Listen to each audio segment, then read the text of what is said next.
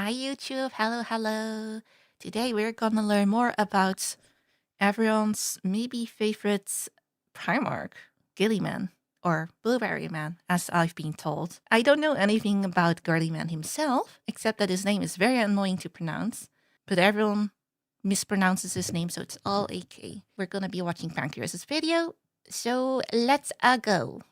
There are many chapters of Space Marines in the Warhammer 40K galaxy. Each of them is unique in their own way, for better or worse. For better, you have the Blood Raven's heroism in the face of constant treachery and hardship, as well as rampant kleptomania. Or the Who's Lamenter's this? unflinching Oh, he's resolve gone. in spite of the universe doing its best to step on them at every given opportunity. For worse, you have the Blood Angels, who, while quite noble and cultured, have a tendency to devolve into rage monsters every now and then. Poor Or the things. Space Wolves in general. The Viking LARPers are worse in every regard, there is no better. But everything needs a default, something to look at and recognize as being the average, the standard metric by which all others are compared to. And The as far as Space Ultramarines. Marines go, this would be the Ultramarines. Not excelling at anything but good at everything, they're more or less the golden standard of the Adeptus Astartes. This has gotten them the reputation as Mary Sue's, which, to be fair, at least in the older days of Warhammer, was more than well deserved. I would say nowadays that it's waned away, though it will never fully be gone, both due to the past intense favoritism, and because some people are always going to complain that their favorite faction isn't the poster boy of the setting, so obviously the one that is just the worst thing ever. And Mary Sue tendencies aside, all Space Marines come from a source, their Primarch, the father of the Legion. And while the Ultramarines may in many ways be the average Space Marine, the vanilla ice cream of the Adeptus Astartes, I propose that their Primarch is anything but. Roboute Guilliman is my favorite Primarch, and indeed the one I consider to be the greatest of them all. While I don't think it's controversial anymore to say that he's become a pretty cool guy, saying he's the best might raise some disagreements. But let me tell you,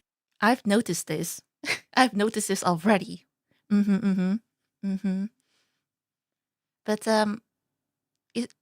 he mentioned that the Ultramarines aren't Mary Sue-ish anymore nowadays. Did he like change the writing a little bit then? They still never lose any battle, but do they suffer losses in that battle despite winning? Maybe. Mid-wolves? What? Are the wolves that bad, the space wolves? They're all depressed? Okay, maybe that... They changed the writers. Oh, okay. Okay. So now they're just depressed. Oh, poor things. They just have people coping for them. They certainly suffer. I mean, isn't everyone suffering, really? Grandpa Smurf is sitting in front of the TV, controlling the remote control. How dare he? How dare he? his story, and hopefully you too will see why Roboute Guilty Spark truly is the Guilty brightest of the Spark? Emperor's sons. With the Emperor's foremost son as Lord Commander of the Imperium, a new hope stirs. What is this from? Roboute Guilliman is the Primarch of the Ultramarines chapter / Legion of Space Marines, and was the 8th one found by the Emperor of Mankind. Before that, though, it's of importance to note that he was one of the only Primarchs to land on a world that wasn't a complete shithole. Macragge was more or less ancient Rome mixed with ancient Greece with better technology. It even had limited spacefaring capabilities despite the Age of Strife making such things all but impossible for most other worlds. Now, oftentimes it wasn't exactly a nice place to live. They had the attitude of Spartans towards having children. If they're weak, off the cliff they go. If they aren't, it's time for military training at the ripe old age of 6. But, you know, compared to planets like Chemos or Nuceria, I'd take a bit of child soldiering any day of the week. Builds character, as well as grip strength when you have to fight your bunkmate to the death for the last scrap of roast boar. At least the continental crust of the planet was made of cardboard like it was on Vulcan's homeworld. Guilliman was found by Connor Guilliman as a baby, who was an influential ruler and all-around swell guy who pushed... Connor Guilliman. Oh, that's why. Oh, that's his adopted parent. Oh, I see. Wait, were other Primarchs adopted by someone? Are they? Did they? The cutscene is from Gothic Armada 2. Oh, okay. They're very sad nowadays. They all think about the Space Roman Empire. Did it explode like that one planet?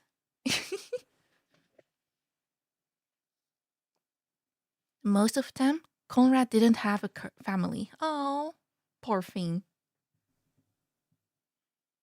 Some Primarchs raised themselves via murdering everything they found.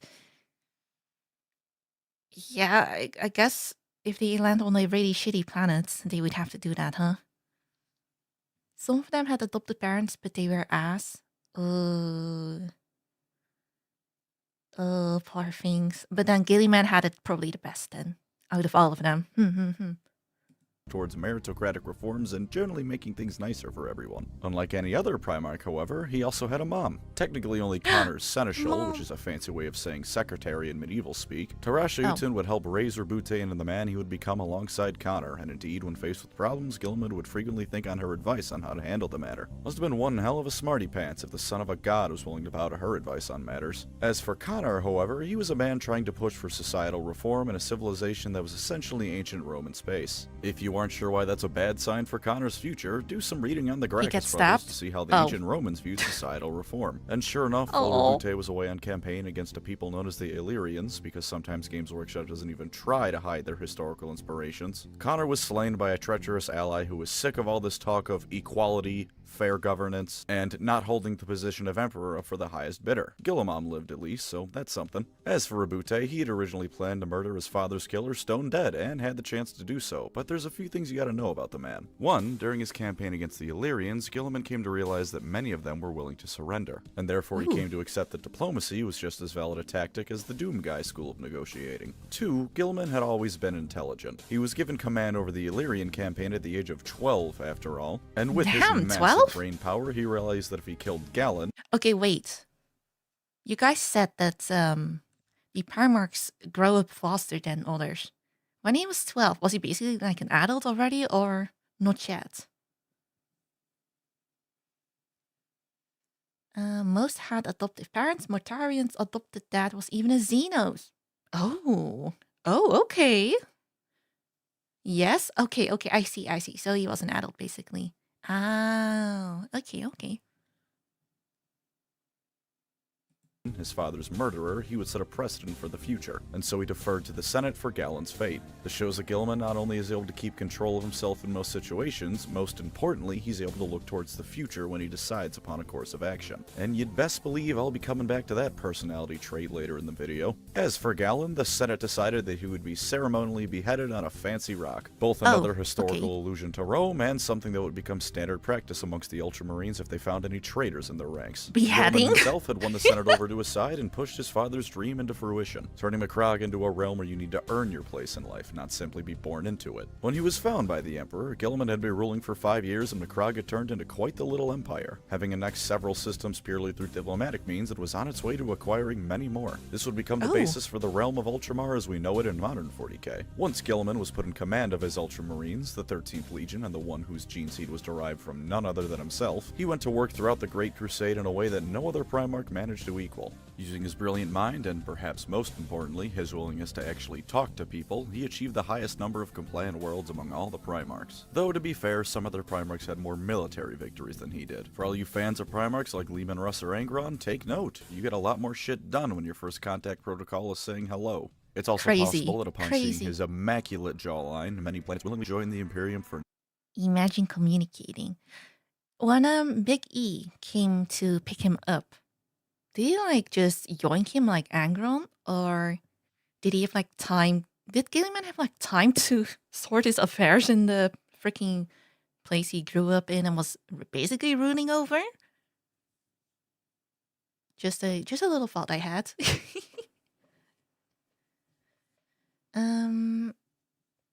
He's a Primarch. At 12, he was already 6 feet and still growing. Damn. How tall do they get anyway? You'll see. Oh, okay. All right. I guess we'll see. Big E came down and was pretty happy. He completely complied to the Emperor. 9.5 feet.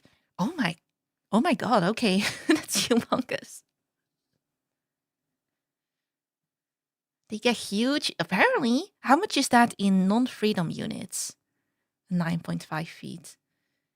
Big E was super impressed by Bob G. It does sound pretty impressive. Hello. Come, sit down. Sit down. Vulcan is 4.5 meters. Oh, okay, so in that general direction then. Okay. No other reason than that. Can't say I blame him, I mean you could cut diamonds with this man's chin. On the topic of other Primarchs, unlike many of them, he had a damn fine head on his shoulders, though to be fair, he still had his flaws. He ensured that planets he brought to compliance were turned into model worlds for the Imperium, or at the very least that the taxes arrived on time and they had a standing army. That way, things wouldn't just melt the moment the Ultramarines left the system. It wasn't like Angron, where planets would surrender in fear of the World Eaters showing up and then be butchered anyways. Nor was he like some of the other Loyalist legions such as the Space Wolves, whose barbarity, while at least in part a cultivated appearance, didn't exactly paint the Imperium in the best of lights. He was more than willing to listen to the counsel of others, though at times he was arrogant and thought his way was certainly the best way unless shown otherwise. For instance, Alphegon was not much of a fan of Guilliman due to his dislike of the tactics Omegarius most favored, believing them to be rather dishonorable. To be entirely fair to Guilliman, targeting civilian populations isn't exactly the nicest thing to do, but it did get results as far as the Great Crusade was concerned. And it was Corvus Corax who taught him many lessons about how irregular tactics and use of understrength units could still carry the day, which was something Guilliman, with his Romanesque mindset of ranked formations and the like, had trouble adapting to. Nevertheless, despite any dislike he may have held for his brother's tactics, he respected all of them for their abilities, even if he felt they weren't something he should incorporate. He even had what he called his dauntless few, brothers he felt that fighting alongside he could win any war there was to fight. They were Leman Russ, Ferrus Manus, Rogel Dorn, and Sanguinius. And with that bit about Corvus being said, while Guilliman may have had trouble coming up with novel ideas, once he found a way to incorporate something into his own tactics, he was going to find every conceivable way to improve and expand upon them. Basically, you can wrong-foot him once, but the next time you try and use the same trick, he's going to put you in the dirt. Corvus even admitted he could never beat Guilliman in simulations from that point forward. He might win a battle, but never the war. While many planets under his jurisdiction were still hellholes even after his restructuring of things, which funnily enough includes Nuceria, I propose there's reasons for this. For instance, in the specific case of Nuceria, I think it's likely he avoided dicking around with it because it was Angron's home, and while Guilliman was technically in charge of it, he probably didn't want to piss off his brother by screwing around with his home planet. Not that Angron probably would have given two shits, but what are you gonna do about that? The other reason some planets weren't brought up to snuff 100% was that the Primarchs were required to maintain a certain tempo to their conquests in the Great Crusade, and properly restructuring every planet to turn into a new Macragge likely would have required time Guilliman simply wasn't allowed to have. That's largely just me theory crafting though, so don't take that as the word of God, that's the reason for it. And even beyond not being able to fix every planet up proper, Guilliman still has a few black marks on his record. While he wasn't involved in the destruction of the— Wait, did he say that he fixed Angron's planet a little bit, or did he just like mostly leave it alone after basically taking it over? Wasn't like a functional planet at that point.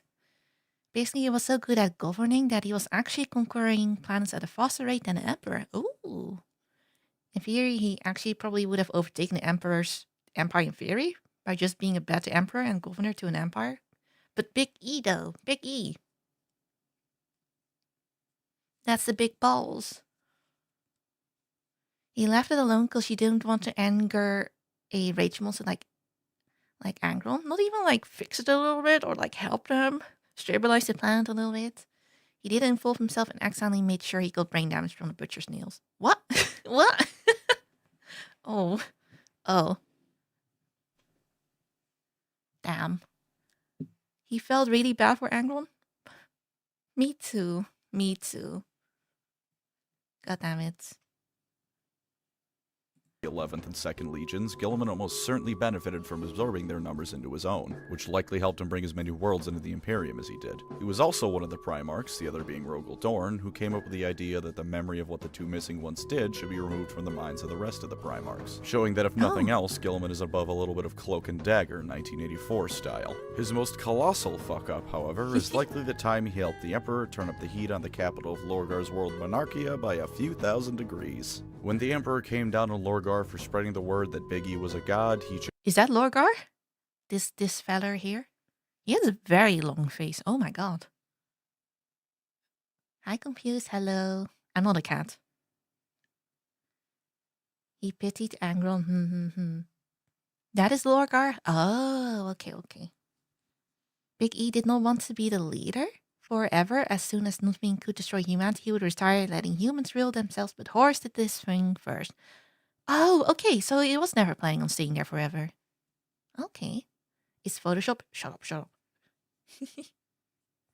chose the Ultramarines and Guilliman to help him burn it down. Humiliated and forced to kneel before his creator and his brother, Lorgar would come to resent Guilliman and the Emperor, planting the seeds of the Horus Heresy. Guilliman didn't hesitate in the slightest to do what the Emperor asked of him, but privately felt discomfort over it and felt that it had irreparably damaged relations between the two legions. Yeah, I don't think you need to be a genius savant to figure that one out, G-Man. Going forth, we enter the tremendous fun times of the Horus Heresy. In Guilliman's case, he was initially in the dark about Horus's treachery, and when Horus ordered Guilliman to embark on a good old-fashioned orc cleanse alongside the word-bearers, he was happy to oblige. He felt it was a good opportunity to begin mending relations between the two legions as well as himself and Lorgar. Unfortunately, it was too little 40 years too late, and Lorgar had become corrupted by chaos by this point. On the planet of Kalth, what was intended to be a casual orc genocide turned into a bloodbath as the word-bearers turned on them and began decimating the Ultramarines. Nearly half the legion was destroyed, and Guilliman himself was vented out into the vacuum of space without a helmet. For most people, this would have understandably guaranteed their death.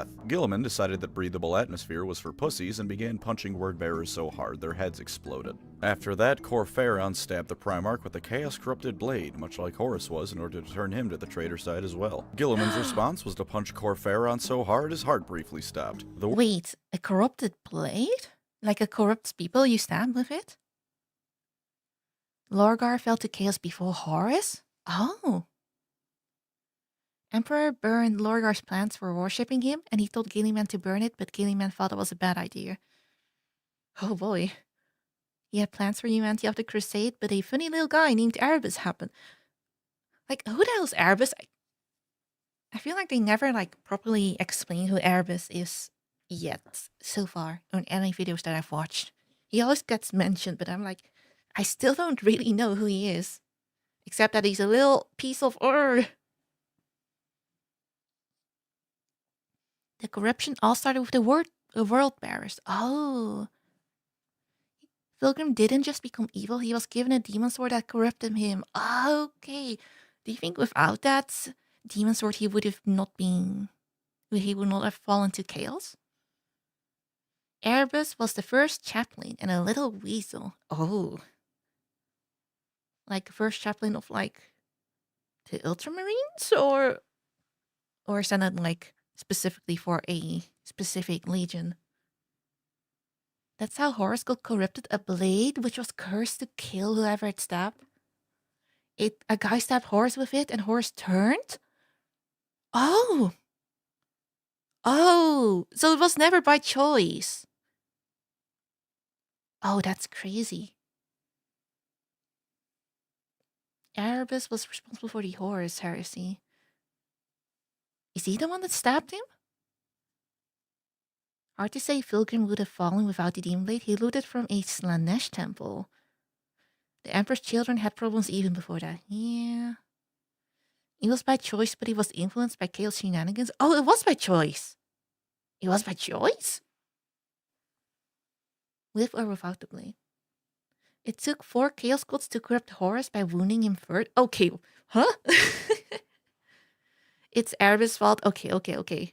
I'll just take y'all's word for it. It was Erebus' fault that Horus got corrupted by a sword.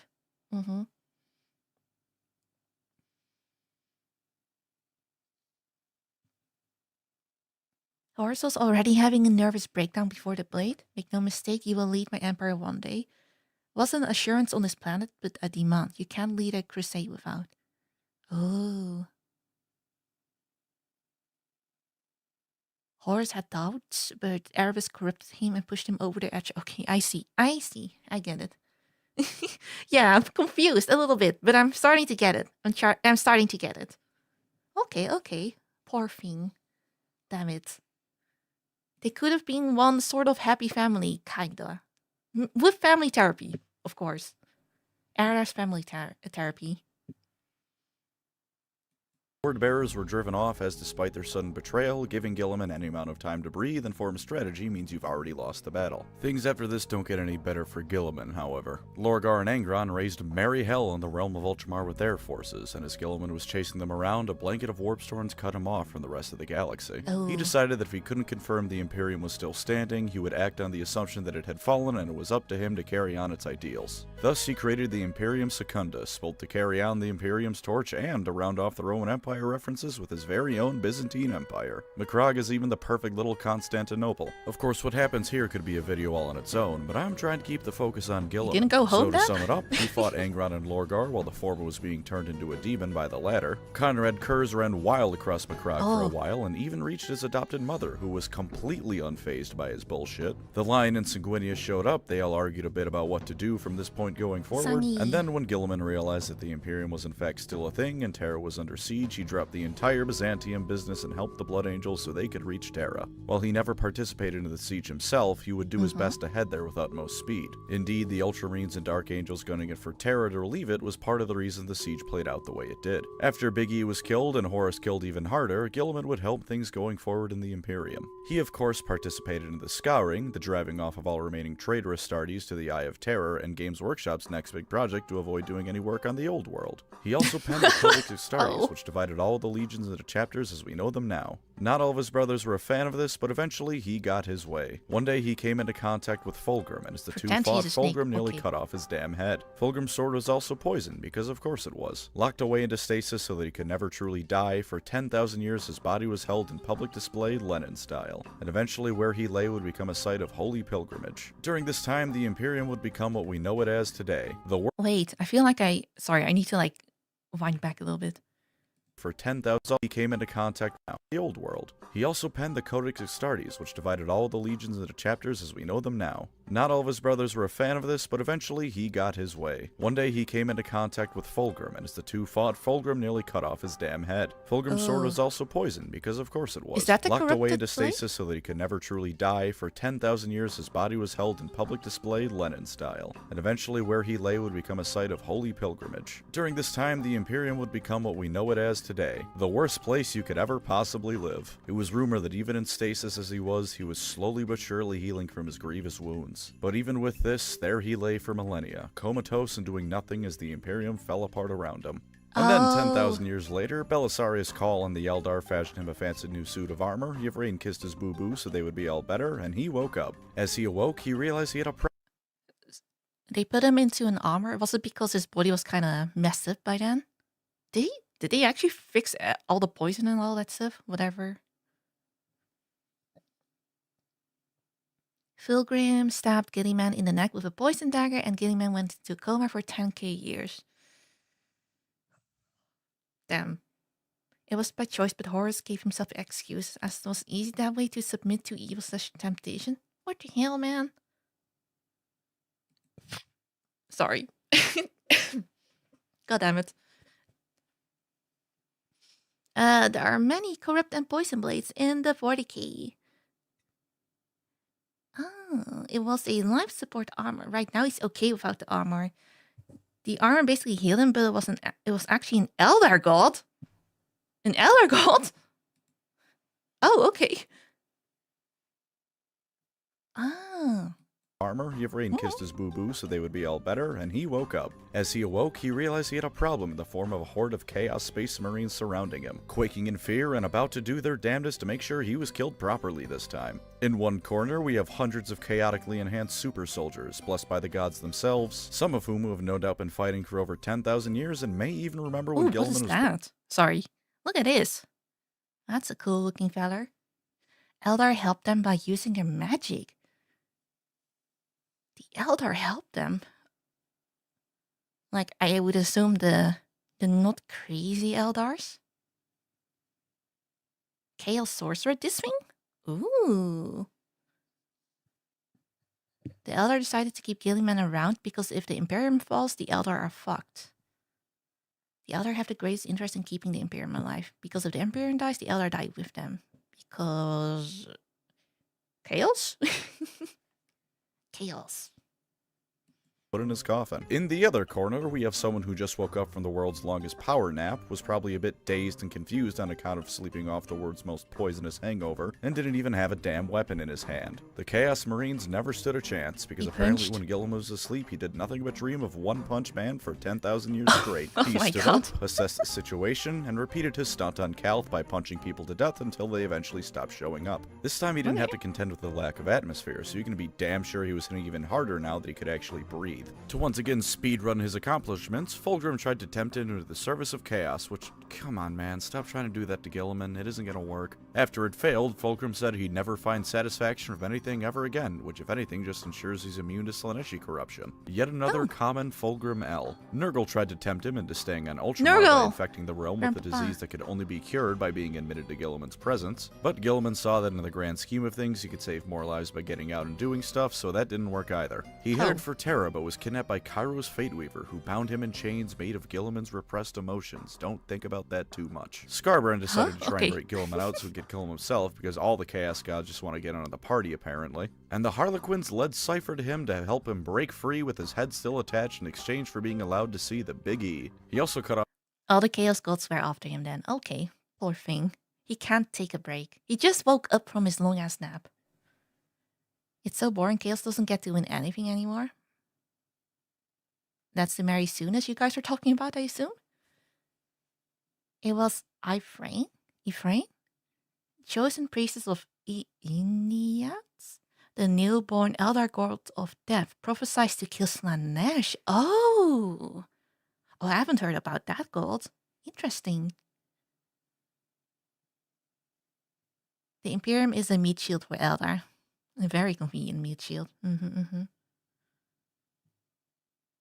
Scarbrand's head during all of this, which is always a cool thing to see because Khorne demons can go back to the hell they crawled out of. He reached Terra via the Webway with Eldar help, only for, surprise, Magnus and the Thousand Sons to have followed them, and now it's time for a battle on the surface of the moon. Magnus nearly had him dead to rights, and then the Custodes and Sisters of Silence showed up, and Magnus got shunted back to the warp. He had Cypher arrested once he saw the sword that was on his back, which turned out not to work at all because it's Cypher. The man's more elusive than a politician being asked to give a straight answer. He talked to the Big E, started reading Lorgar's original holy book dedicated to him, and concluded that while Lorgar probably had a few things right, the Emperor is not a god worth worshipping. He immediately began restructuring the Imperium, as he rightly found it to be an incredible shithole. And when the High Lord staged a coup on Terra against him, which as an aside is astoundingly treacherous and moronic, Guilliman put his justice plan skills to the test and counter-couped them and killed everyone, really. That's how that story ends. With any traitors now dealt with, he launched the Indominus Crusade to keep the Imperium from fully shattering in the wake of the Great Rift. Something I really like to emphasize is how Guilliman managed to orchestrate something almost equal in scale to the Great Crusade all by himself in a shorter time span. Goes to show how far up his own ass the Emperor's head is, if you had any doubts about that. The Plague Wars happened, where Mortarion and Nurgle decided they'd quite like to take a chunk of Ultramar for themselves, and Guilliman once again found himself squaring off against a demon Primarch. Mortarion stabbed him with a needle filled with some super disease, the titular godblight of the novel Godblight, and it killed Guilliman for real this time. Then the Emperor possessed Guilliman's corpse, told Mortarion that he was an asshole but could still be saved, and lit Nurgle's garden on fire before resurrecting the Blueberry Wonder. You might say that's plot armor to the highest degree. To that, I say that every single demon of chaos, as well as at least a few traitor marines, have the ability to resurrect themselves as well. It's not plot armor, it's evening the score. This is just the first time the Emperor has ever decided to actually get off his psychic ass and do something other than act as the galaxy's biggest. Big E can just revive people then? From the dead? Oh, okay. So Guilliman died, but this time for realsies. But Big E was like, nuh-uh. Warp magic from Big E. So while he was a skelly boy on his throne, he was like, I will intervene this time. Like that? He's done it a few times? Oh, really? Big E still has psychic power. Apparently, he can do that from a great distance.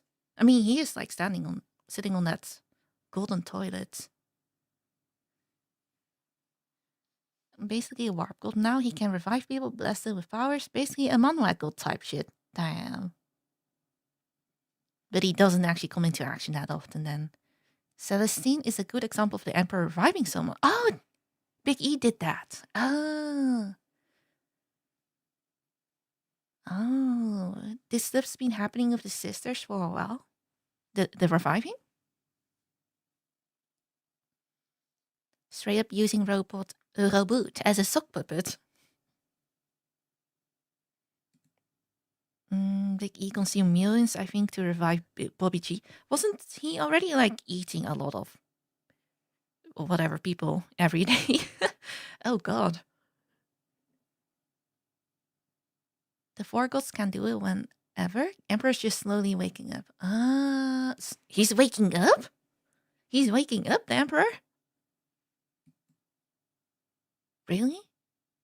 There's a theory that Big E turned into the 5th Chaos God because of all the people worshipping him. Huh. Okay. Emperor basically possessed and resurrected Gilliman from millions of light years away. In Trilogy, Big E possessed a little girl who was able to purify Nurgle corruption on the planet. Oh. Okay. Okay. All right. All right, Big E. I see how it is. But whenever he does that, he consumes a lot of energy or souls, I guess, people. Mm-hmm. With the fall of Cadia and the opening of the Eye of Terror, the Emperor's ability to influence events was greatly increased. Oh. As the boundary between the warp and the materium had weakened. Oh. So despite, shit happening and shit being kind of bad, that was an unexpected positive that came out of that then. Okay. All right. The materium is reality. Thank you. Big E had his mind shattered after his fight with Horus, and the fall of Cadia woke up Big E. His mind got shattered? I thought he was like half dead. Comatose. Basically. Sort of, but not really.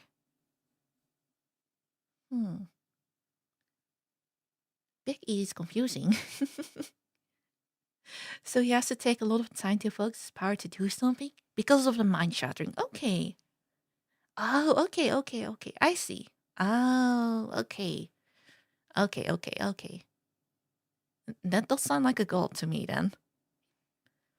Lighthouse. As for a few miscellaneous things about him in the 42nd millennium, as I said, he's been reading the Lectatio Divinitatus and coming around to the idea that the Ecclesiarchy and Lorgar may be onto something. Though as I also said, he certainly doesn't think the Emperor is a god worth worshipping, given how big of an ass he is. He came to that conclusion after talking to the man, by the way. A space marine that was in his presence was so awed by him that he found he couldn't speak, and as peasants he decided to go down to the workshop and cut out his own tongue. He's been having a hell of a time keeping the Imperium together, and has been more than happy to do things previously unthinkable, such as work with the Eldar and even play lip service to the Emperor's divinity. He outright told an Imperial priest that he considers the entire Ecclesiarchy the lesser of many evils, but he's smart enough to know that it's one of the only things keeping the Imperium together. He's also apparently been developing a goddamn harem between Yervain and a rogue trader who calls him Roboute. How cute. Sleeping with him would probably be like trying to fit a semi-truck through a door frame, but you can't blame a girl for shooting a shot, now can ya? Now, before we move on, I want to tell you why Roboute Guilliman is the best Primarch out of all of them. Do keep in mind that these are, of course, all my humble opinions, because when you say something is the best, it's always going to be subjective unless you're talking about something purely numbers-based. This next bit will probably be the most serious I've ever been in a video, because sometimes even I can find it in myself to have actual opinions on something without needing to punctuate it with a joke. Roboute Guilliman, for all his faults, all the times he could be cold and distant from others, actually cares about those under him. A quality that at any point in the Imperium is a rarity amongst the top leaders. While his strategic viewing of things means he's often detached from those around him, he will never put men to their deaths unless he firmly believes that is the only course of action that will win the day. He cares for those under his command, superhuman warrior or not, and indeed to this day tries to imagine what his foster mother would do in a situation such was the value he could place on the word of mere mortals. He is at heart a good man, even if only by the standards of 40k, and while other Primarchs could also be said to be decent people, few of them put it into practice like Guilliman did.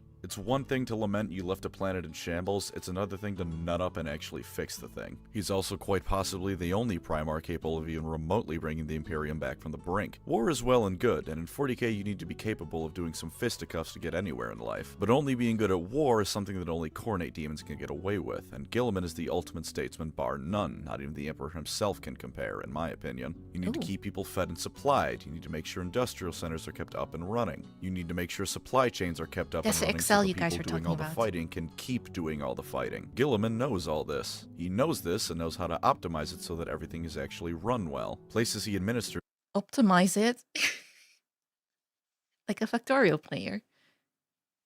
Basically. Little side note, this is kind of off topic, but I started playing Arknight's Enfield, and you have to like build a factory in there, and I'm terrible at it. I was running out of stuff, I was running out of power. I think Gilliman would be good at that. I am not. Gilliman is better than I am. He wins with logistics? Damn. He deals all the boring stuff then. succeed because they actually perform well, not because they have infinite amounts of bodies that throw at the problem and eventually will drown the problem out in corpses. Guilliman is perhaps the only Primarch capable of seeing the Imperium from its worst enemy, itself. He's also one of the Primarchs who consider the ideals of the Imperium more important than the Emperor. In fact, he never considered the Emperor his father, only his creator. Quite frankly, he didn't like the Emperor, always holding it against him how he was forced to raise Monarchia to the ground. Do any of the Primarchs actually like Big E? I feel like they don't, right? I feel like they all agree that Big E is kind of poopy. Some do. Really? Oh, really? Logistics wins or loses wars. Sanguinius. Okay, but he's dead. He's kind of dead. Lorgar used to. Yeah, it's complicated mostly. Sangi Lion tolerated him. Lemon liked him. Dorn did. Oh, more than I was expecting. Horus, look how that turned out for him. Oh man. Even the Imperium fans don't like Big E. He's a really bad dad. Like a horrible, horrific father. They have complicated feelings. Basically, an abusive parent-child relationship. Yeah. Like, sometimes they sort of still care for them, but it's still messed up. The relationship is still really, really messed up. Magnus probably had the closest relationship, but then he ruined it. Dang it. Dang it, Magnus. Every other Primarch Solomon is either another tyrant or an ambitious fool. Or both. Emperor represents the worst and the best of humanity. In all honesty, most of them liked him, but not as that. More like apples. Horus did. Emperor only loves Horus as a son and equal. Problem is he didn't hate the brothers Emperor. Oh, the brothers hated Emperor. So when they said that Horus was Big E's favorite son, they really meant it. Thing about the Emperor is that he is a walking, talking universal translator, but instead of just language, he translates himself to fit the perfection that people he speaks with want to see for themselves. So you're saying that he just kind of like changes based on what people want? Kind of, or, he does whatever looks the best? Kind of.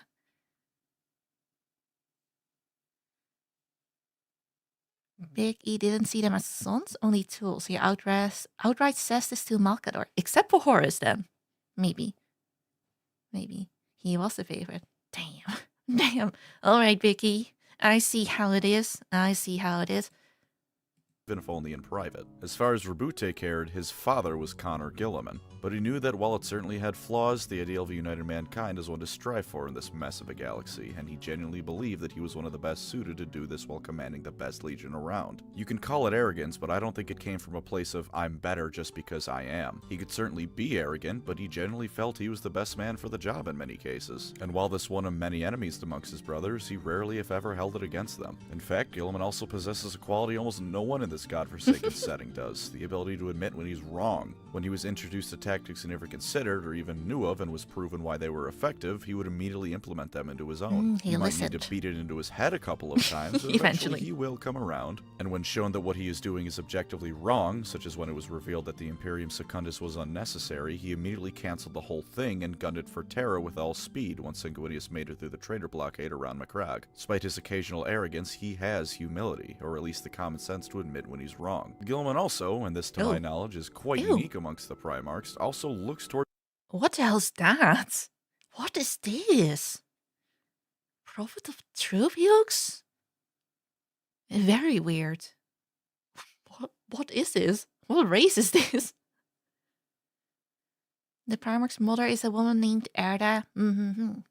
We talked about him before this video. Halo? Oh, it's okay. So it's not a Warhammer thing. Okay, I see. towards the future in a way that goes beyond just trying to make things better in the now. Rather than whine about the past and be blinded by the present, he plans ahead. When Rogaldorn was busy banging his head against a brick wall because Pertarapo politely asked him to, when Lehman Russ was busy drowning his sorrows in Space Marine grade alcohol, Guilliman acted knowing that just because the bad guys were gone didn't mean everything was good to go now. While Malcador is responsible for setting up much of the bureaucracy the Imperium has now, it was Guilliman who helped ensure it could run at peak efficiency. And while the Imperium today is an utter waste of lives and resources, it says something about Guilliman's abilities that even after 10,000 years it's still running at all, even if only barely. As for the Codex Astartes, you can argue that it was a waste of using the Space Marines as a combative force, that they should have been kept together as legions to beat things to death with. That argument has merit, but even if you think he was entirely in the wrong with reorganizing the remaining Marines, you can't deny he was actually thinking ahead when he did so. He was That's a lot of different Space Marines. Like a lot. Are these like all the chapters, legions? What is this one? This white blue one. Pancras has a bunch of Halo vs Warhammer 40K videos. Oh, chapters? Aha.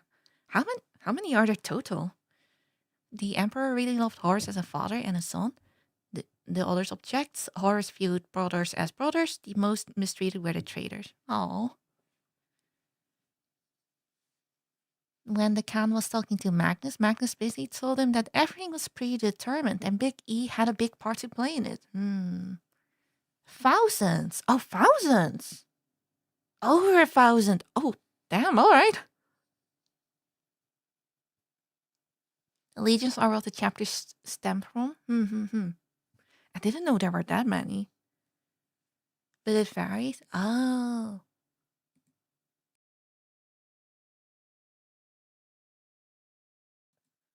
I also recommend his Halo Hammer videos. I don't know anything about Halo, though. I've never played a Halo game. They suffer from low numbers. Oh, they're just like little groups then. Okay.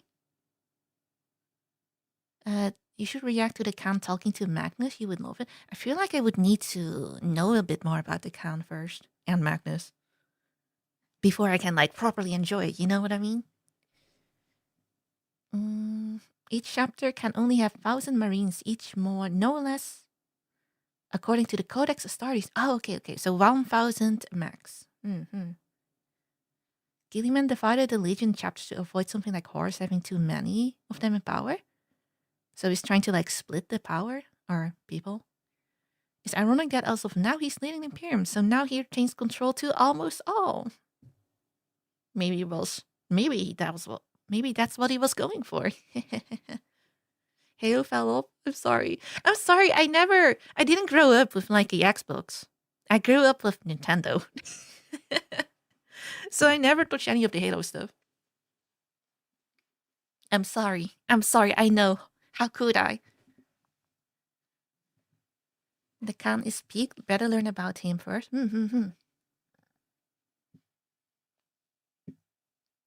trying to prevent something like the Horus Heresy from ever happening again. He was using his goddamn brain and trying to make things easier for the future. Maybe you think he succeeded, maybe you think he's an idiot, but he did something to prepare for the future, rather than either wallow in the past or stew in the present. And yeah, I get that it's understandable that the Primarchs weren't thinking ahead like the Oracle of Delphi or some shit. If someone stabbed one of my parents, I probably wouldn't be in the best state of mind either. But Guilliman did his best to rise above and plan, flawed though his approach might or might not have been. And the reason I think he's the best beyond all others is this. Guilliman, unlike any other Primarch, failed while he was on his home planet. Or rather, he believes that he failed and had to come to terms with the fact that the world does not revolve around him, that he is not all-powerful, and that with few exceptional circumstances, he and he alone is responsible for his own actions.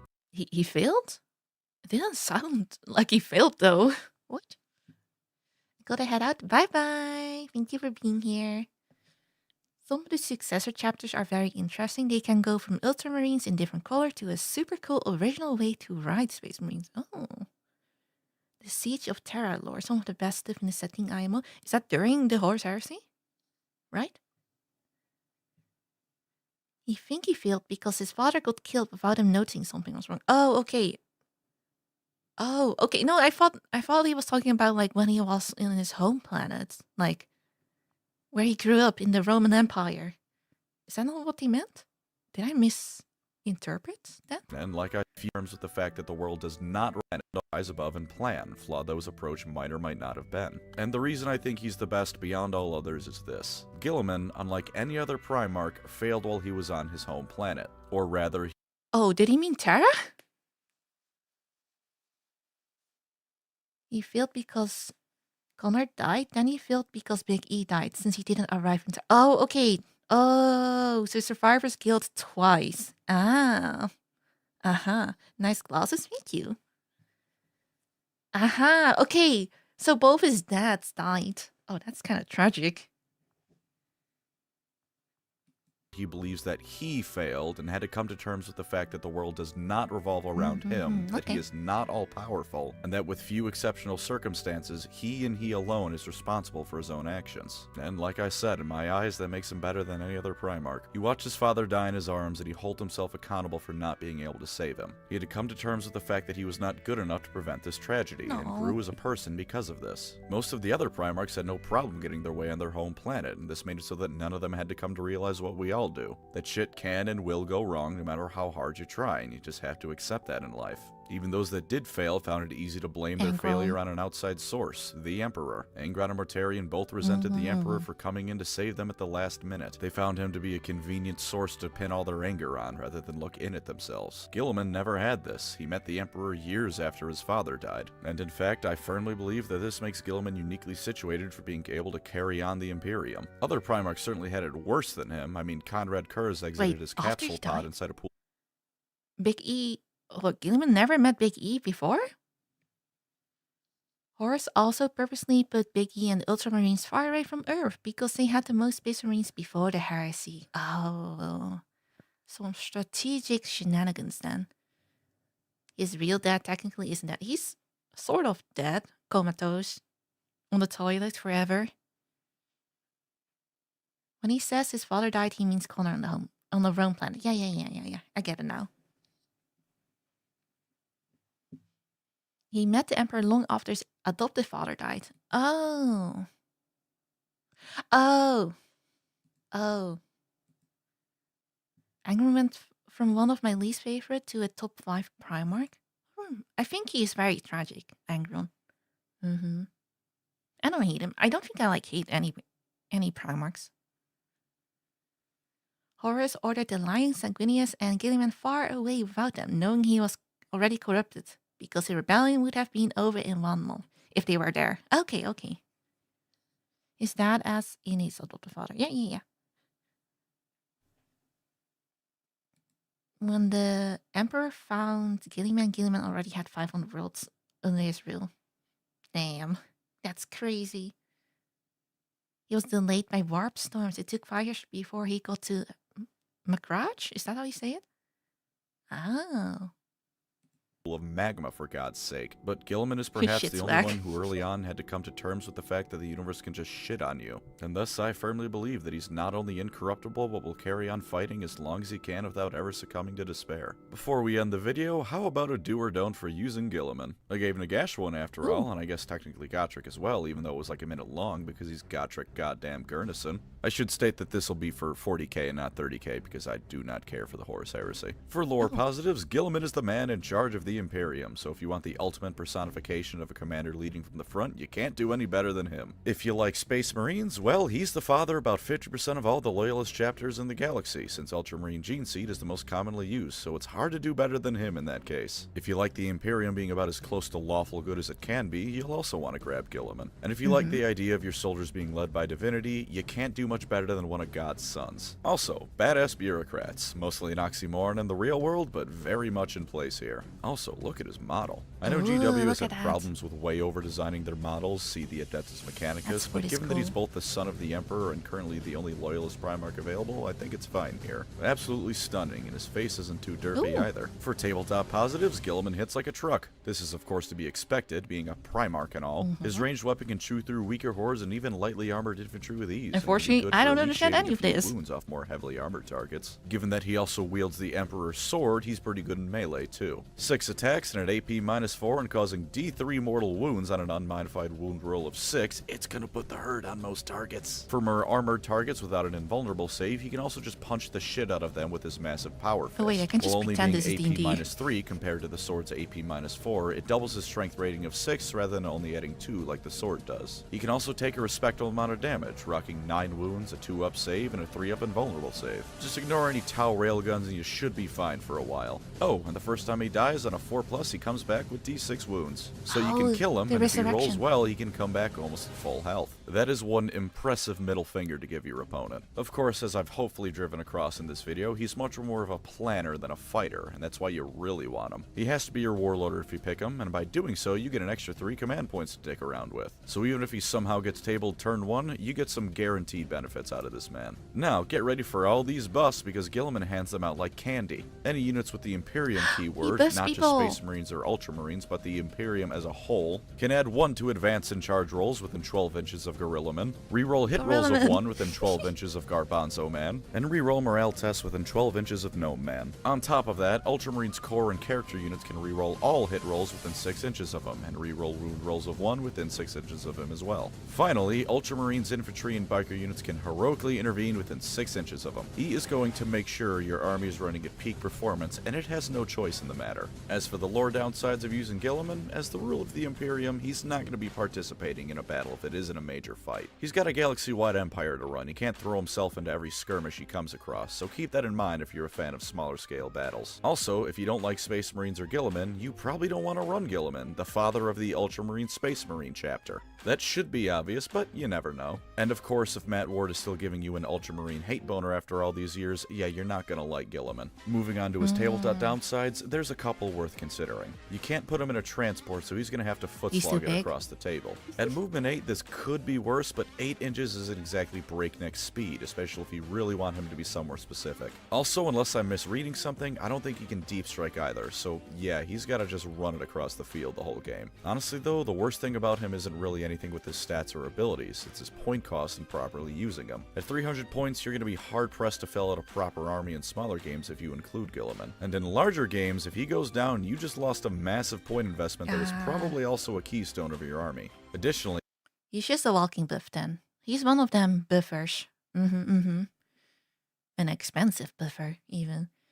Bro's big enough to carry transport, but that would slow him down.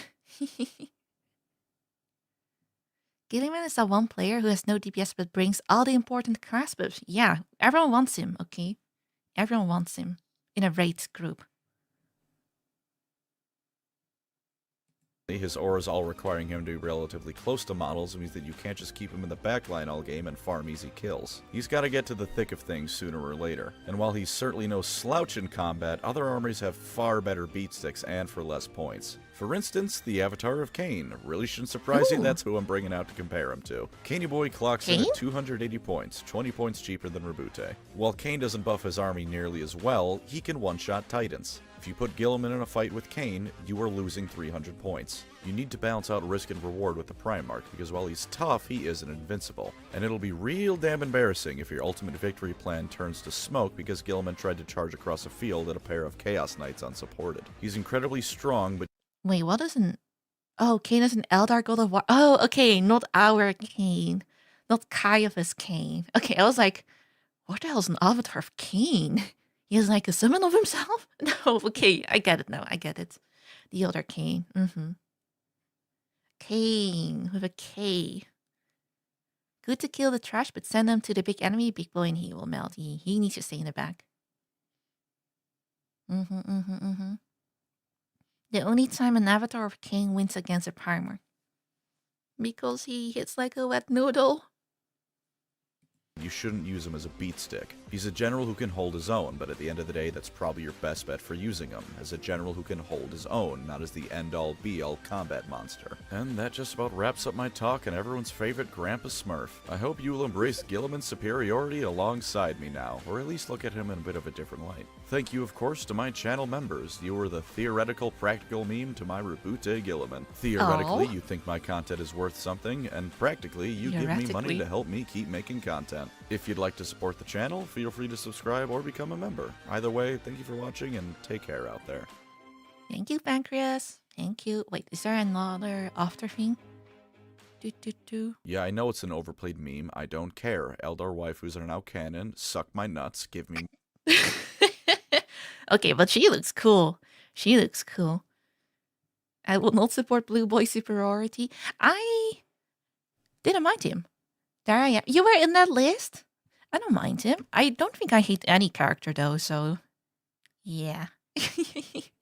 But he does seem the most humane of all the Primarchs, along with maybe Sanguinius. But I don't know what Sanguinius is like aside from, his speech. I don't know what his personality was like normally, and maybe those like similar stuff as Guilliman or not. I'm not gonna lie, he gave me anime protag vibes as well, just like Kane. He goes through a shitty childhood. His parents died, which is like a staple among animes, right?